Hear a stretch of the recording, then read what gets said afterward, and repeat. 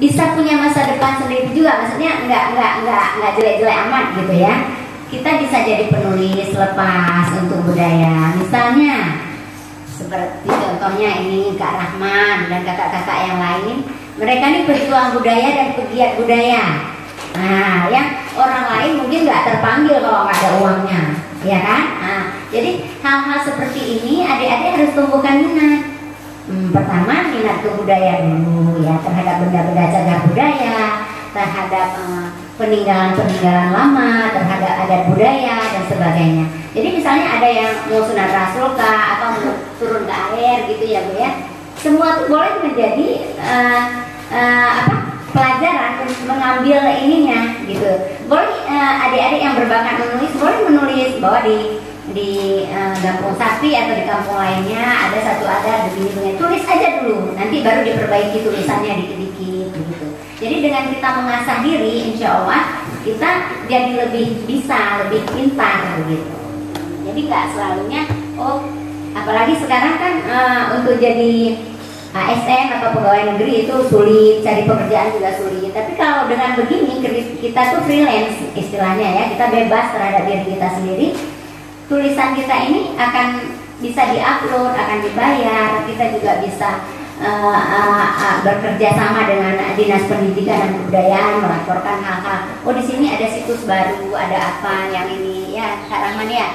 Jadi yang begitu-begitu, insya Allah adik-adik bisa memupuk minat dan bakatnya. Ya, nah, ada pertanyaan lain?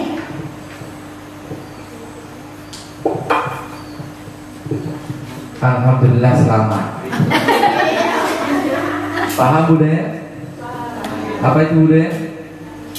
Kebiasaan. Nah, mengerti kan budaya kuning? Mekaar budaya. Turun Belawi budaya. Maya guru budaya. Paham budaya? Jangan kena budaya tanah. Mengkot berkelas kakari segok kakari sepatu ini budaya.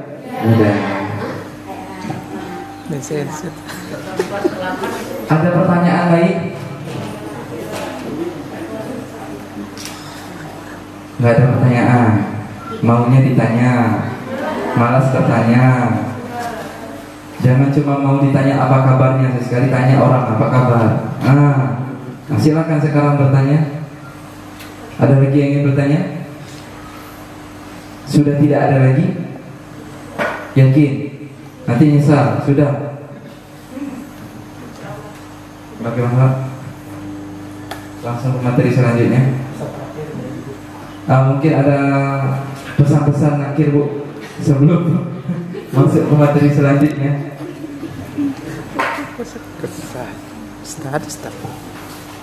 Ya seperti sebelumnya di tempat sosialisasi lainnya, Ibu senantiasa nggak bosan-bosannya menghimbau agar adik-adik bersemangat untuk mengetahui, belajar, untuk tahu apa itu budaya, apa itu cagar budaya. Karena seperti Ibu bilang tadi, ini bagian dari sebenarnya bukan ini ya. Tadi seperti Ibu bilang adalah kebiasaan yang seharusnya tidak hanya kita rekam begitu saja dengan penglihatan dan pendengaran, tapi sebaiknya dicatatkan. Karena salah satu yang bisa untuk menjadi peninggalan itu kan memang dia ada sejarahnya, ada semua ya.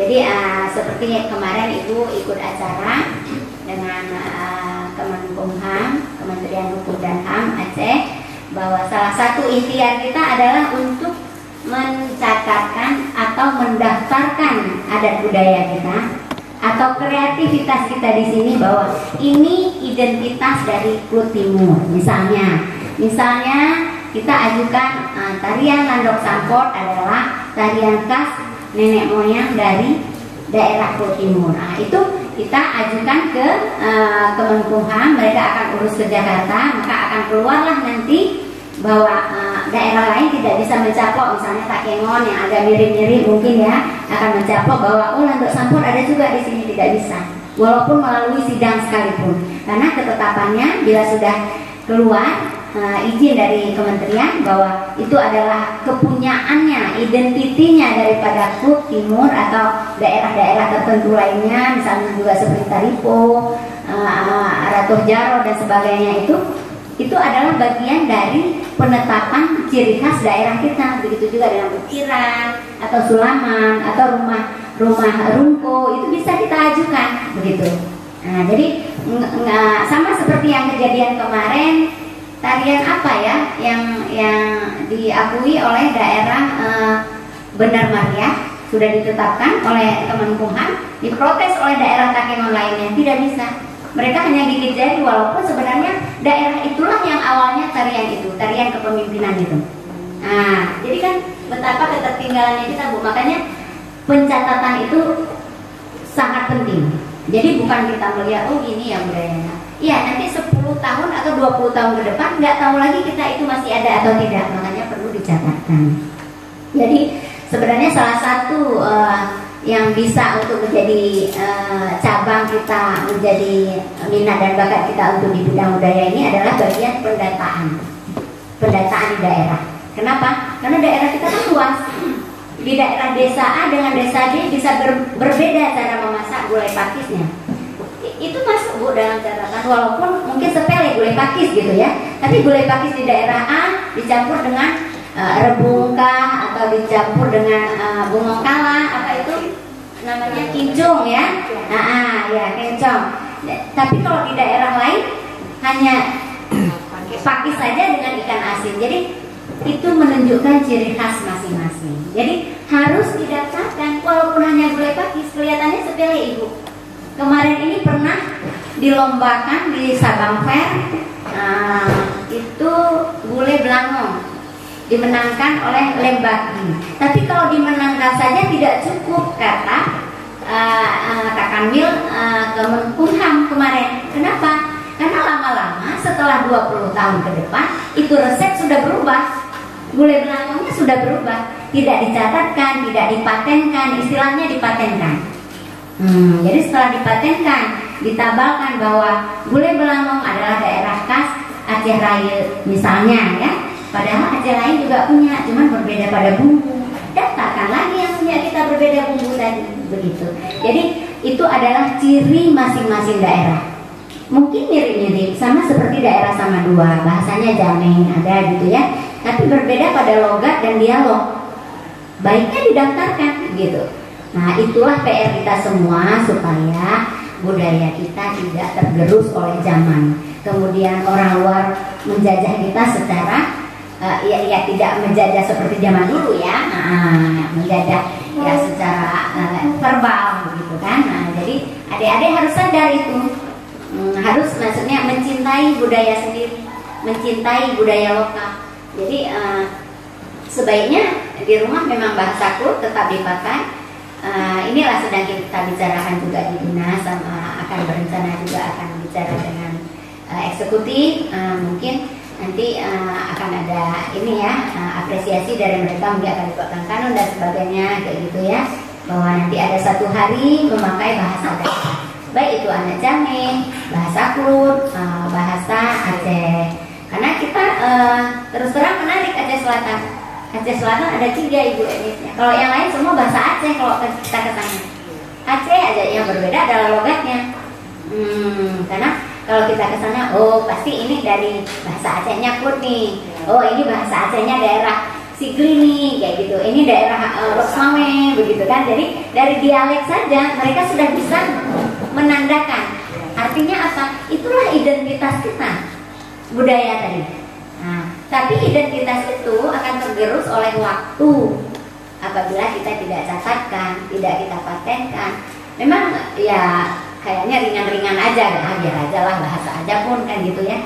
Tapi ke 20 tahun ke depan, anak bayi aja dia udah nggak bisa bahasa ibunya, karena semuanya diajarkan dengan bahasa Indonesia, dengan ya supaya pertama mungkin terlihat seperti modern dan mudah berkomunikasi dengan orang lain. Tapi sebenarnya bahasa ibu itu yang terbaik. Kesantunan dan semuanya itu berasal dari rumah dulu. Jadi ibu sarankan mulailah belajar mencintai budaya, mengenal itu apa itu budaya, melihat apa ya. Jadi dengan mengenal, mencintai, kemudian mulailah kita belajar melestarikan. Mungkin mencatat atau melaporkan. Bisa juga melaporkan. Oh Bu, di daerah kami ada tarian ini yang udah nggak pernah lagi, kata ibu saya waktu gadis-gadis dulu ada tarian ini. Bu, silakan datang, silakan nanti di kampung walaupun bukan di sekolah. Ada sekarang kan ada dana gampung ya.